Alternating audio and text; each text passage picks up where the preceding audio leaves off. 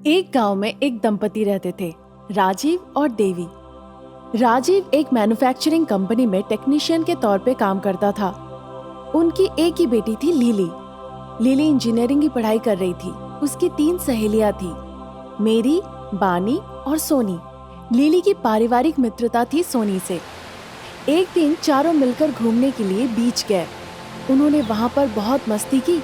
फिर वो घर वापस आने लगे। जब वो चल के आ रहे थे, लीली को एक मोबाइल मिला रेत के अंदर से। उसे उठाकर वो कहने लगी, सहेलियाँ देखो, मुझे एक फोन मिला है। शायद ये काम नहीं करता होगा, इसीलिए किसी ने फेंक दिया। कई लोग यहाँ पर घूमने आते हैं। शायद पानी में गिरने की वजह से फोन बंद हो गया और खराब हो गया। फोन देखकर तो नया लग रहा है। हम इसे चार्ज करके देखते हैं। अगर काम किया तो इस्तेमाल करेंगे, नहीं तो फेंक देंगे। ठीक है, एक बार कोशिश करके देखते हैं, नहीं तो तुमने जो कहा वही करेंगे। लीली फोन लेकर घर जाती है और उसे चार्ज पर लगा देती है। फोन काम करने लगता है और उसके डिस्प्ले में लिखा होता है, मैं तुम्हारी 3 इच्छाओं को पूरा करूंगा और उसके बदले में कुछ वापस लूंगा। इसके बाद लीली आगे पढ़ने लगी। उसके नीचे एक और नोट लिखा हुआ था, अगर तुम लोगों ने इस खेल को बीच में रोक दिया तो ये एक भयानक रूप ले सकता है। लीली ने यस ऑप्शन को दबा दिया। तुम्हारी इच्छा क्या है, बताओ। लीली ने फोन को काट के बगल में रख दिया। उस रात राजीव तैयार हो रहा था नाइट शिफ्ट में जाने के लिए। देवी, दरवाजा बंद कर लो। देवी और लीली राजीव के पास जाकर कहने लगे, पिताजी, आप इतनी ठंड में क्यों काम पे जा रहे हैं? अगर मैं काम पे जाऊंगा तभी तो सैलरी मिलेगी। चलो, पापा को काम पर जाने दो। उसने बहुत ही गंभीरता से कही। ठीक है, तो मैं चलता हूँ। लीली घर के अंदर चली गई। उसे याद आया उस इच्छा पूर्ण करने वाले फोन के बारे में। उसने उसे उठाया। कल तक मुझे 10 लाख रुपए चाहिए। उसने ये टाइप किया। फोन ने हाँ कह दिया। लीली ने डन पर क्लिक कर दिया। फिर वो लोडिंग दिखाने लगा। दूसरे दिन सुबह किसी ने आकर दरवाजे को खटखटाया। देवी जाकर दरवाजा खोली। एक आदमी दरवाजे के बाहर खड़ा था। गुड मॉर्निंग मैडम, मेरा नाम जोसेफ है। क्या राजीव घर पे है? हाँ, आइए, अंदर आइए। उसने उसे अंदर आने के लिए कहा। मैडम, मैं और राजीव एक साथ काम करते हैं, पर मैं आपसे कुछ कहना चाहता हूँ। पता नहीं कैसे कहूँ आपसे। कोई बात नहीं, बताइए। क्या बताऊँ? रात में काम करते वक्त मशीन गिरने की वजह से आपकी पति की मृत्यु हो गई है। ये सुनकर लीली और देवी जोर जोर से रोने लगे, आंसू बहा के। हम सभी इस बात के लिए बहुत दुखी है और हमारी कंपनी के रूल के मुताबिक हम मृतक के घर वालों को एक्स ग्रेटिया देते हैं। हमारे मालिक ने आपको देने के लिए 10 लाख का चेक भेजा है। रकम देकर वो वहाँ से चला गया। इस बात से दोनों काफी दुखी थे। इसी बीच वो फोन बार बार नोटिफिकेशन साउंड भेजने लगा। जाकर लीली ने फोन को देखा। उसमें लिखा हुआ था, टास्क कंप्लीटेड। ये देखकर लीली ने उस फोन को फेंक दिया।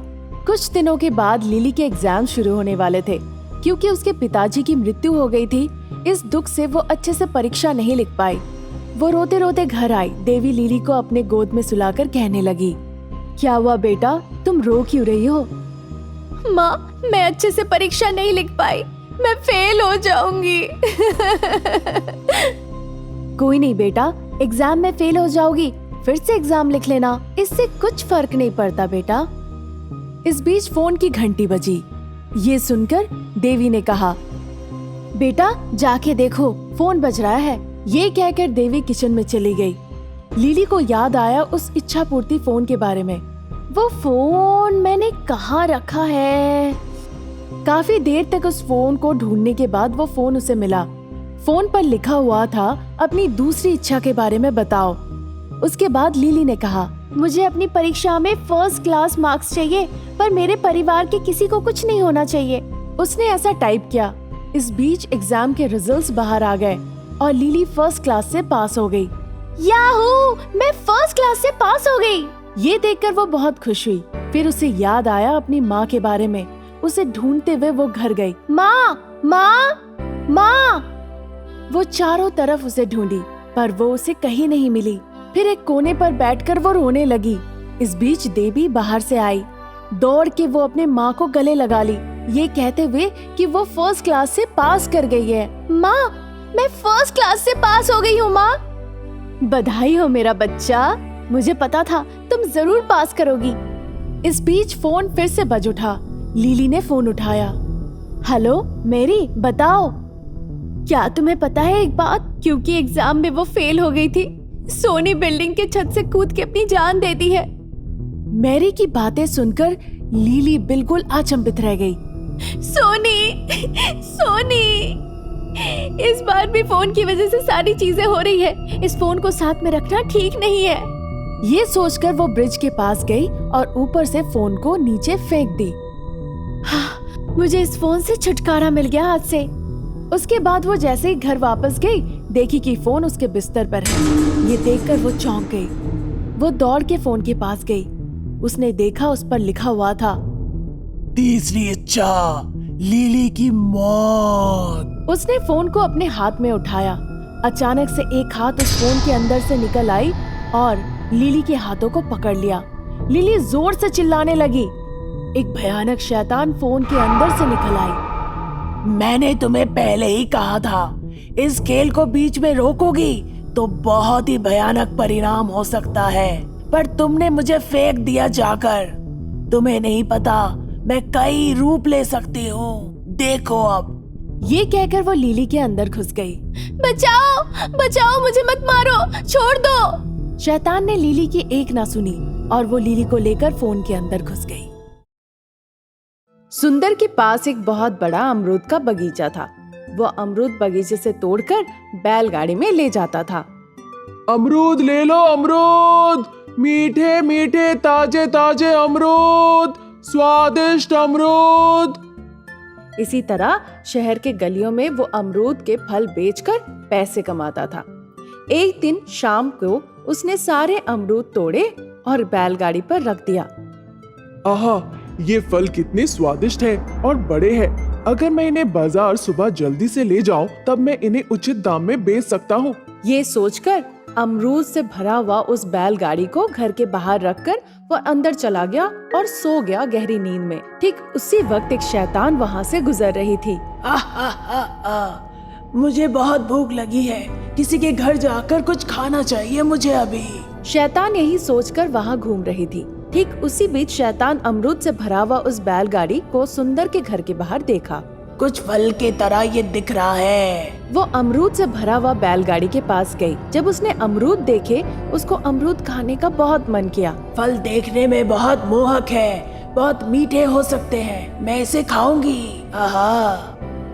उसने अमरूद खाया, उसे बहुत मीठे लगे। शैतान बैलगाड़ी के सारे अमरूद खा गई और उसके बाद कहने लगी, आज के लिए ये काफी है, मैं कल फिर से आऊंगी खाने के लिए। शैतान वहाँ से चली गई।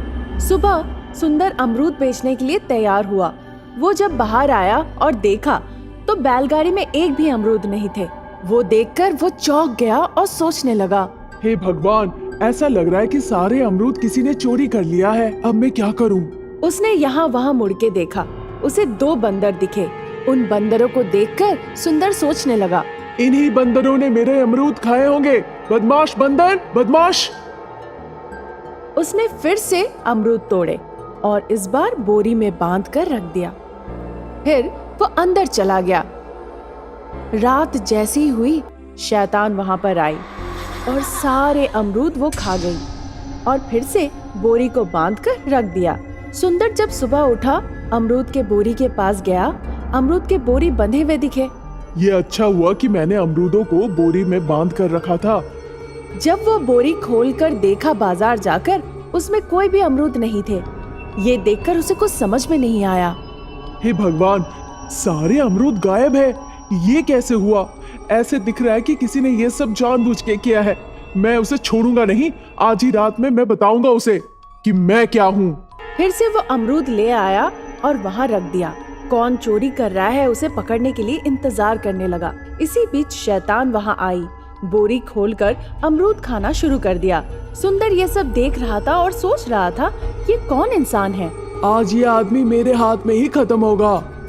उसने एक डंडा लिया और उसके पीछे पीछे पहुंच गया उसके पास। जब वो शैतान को मारने ही वाला था, वो शैतान मुड़ गई। बचाओ बचाओ, शैतान, यहाँ शैतान है। सुंदर डंडा वहीं पे फेंककर अपने घर के तरफ भागने लगा। ये देखकर शैतान हंसने लगी और वहीं खड़े खड़े सारे अमरूद खा गई और वहाँ से चली गई। दूसरे दिन सुबह सुंदर अपने पड़ोसी रमेश के पास गया और सारी बातें बताई। रमेश ने पूरी बात सुनी।